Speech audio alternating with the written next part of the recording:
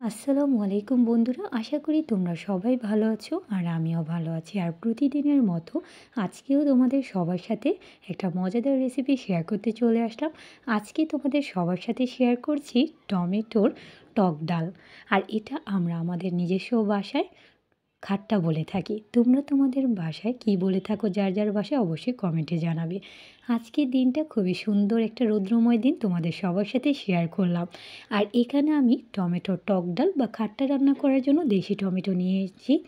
আর শীতের সময় এই টক ডালটা খেতে খুবই মজা লাগে, কারণ এই সময় অ্যাভেলেবেল দেশি টমেটো থাকে। আর এগুলো দিয়ে মা সবসময় রান্না করে। ভাবলাম তোমাদের সবার সাথে আমার মায়ের হাতের মজাদার দেশি টমেটো দিয়ে খাট্টা রান্না করা শেয়ার করি।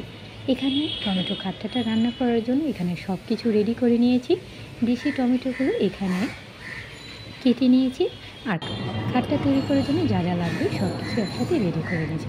তাহলে চলো কীভাবে রান্না করি তোমাদের সবার সাথে শেয়ার করা যাক। এখানে আমি টমেটো খাট্টাটা তৈরি করার জন্য অল্প পরিমাণ একটু পানি দিয়ে পাতিলে চুলায় বসিয়ে দিয়েছি। যেহেতু দেশি টমেটো এভাবেও সফট থাকে, তাড়াতাড়ি গলে যায়, তাই বেশি পানি দিলাম না। আর টমেটোগুলো এরকম করে কেটে এখন পানিটাতে দিয়ে দিয়েছি। আর এখন এই টমেটোটার সাথে দিয়ে দিচ্ছি মরিচ আর হলুদের গুঁড়া। হলুদের গুঁড়ো দিয়ে দিলাম। আর এখন সাথে দিয়ে দিচ্ছি পরিমাণ মতো একটু লবণ। এখন আর কিছু দিব না, কিছুক্ষণের জন্য এখন ঢেকে রাখছি। টমেটোটা গলার আগ পর্যন্ত কিছুক্ষণের জন্য ঢেকে রাখছি।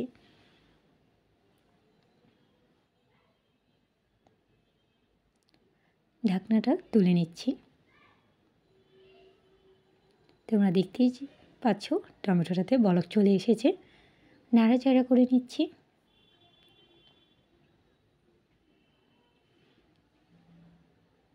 টমেটোগুলো এখনও ভালো মতো গলে নেই, তাই আমি আবারও কিছুক্ষণের জন্য ঢেকে রাখবো।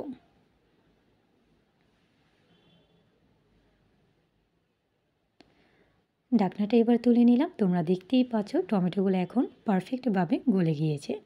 তাই এখন আমি ডালটা টমেটোগুলো যাতে কিছু অংশ থেকে গেলেও ভালো মতো যাতে গলে যায়, তাই আমি ঘুটনি দিয়ে একটু ডালটা গুটে দিচ্ছি। গোটা হয়ে গিয়েছে। আর এখন যেহেতু ডাল টাইপের রান্না করব, তাই বেশি করে পানি দিয়ে দিলাম। আর সাথে দিয়ে দিচ্ছি কাঁচামরিচ। এই টক ডালটা কিন্তু খেতে সত্যি অসাধারণ লাগে। তোমরা কিন্তু বাসায় একবার হলেও ট্রাই করবে। আর টক ডালটাতে বলক আসার জন্য অপেক্ষা করছি। টক ডালটাতে আস্তে আস্তে বলক চলে আসছে। পুরোপুরি বলক আসলেই এই টক ডালটা একটু বাগার দিয়ে দিব শুধু রসুন কুচি দিয়ে। বলক চলে এসেছে, এখন টক ডালটা একটু বাগার দিয়ে দিচ্ছি। সামান্য একটু সয়াবিন তেল দিয়ে দিচ্ছি। তেলটা গরম হয়ে গিয়েছে। এখন আমি রসুন কুচি আগে থেকে কেটে নিয়েছিলাম, এখন রসুন কুচিগুলো ছেড়ে দিচ্ছি। রসুন কুচির কিন্তু আলাদাই একটা ফ্লেভার আছে, তাই এটা যদি তোমরা টক ডালে বাগার দিয়ে থাকো রসুন কুচি দিয়ে, এটার স্বাদটা আরও দ্বিগুণ বেড়ে যায়। রসুন কুচিগুলো ভালো করে ব্রাউন করে নিতে হবে, তা না হলে রসুনের গন্ধটা ভালো মতো আসবে না টক ডালতে। এখন ডালগুলো ছেড়ে দিচ্ছি।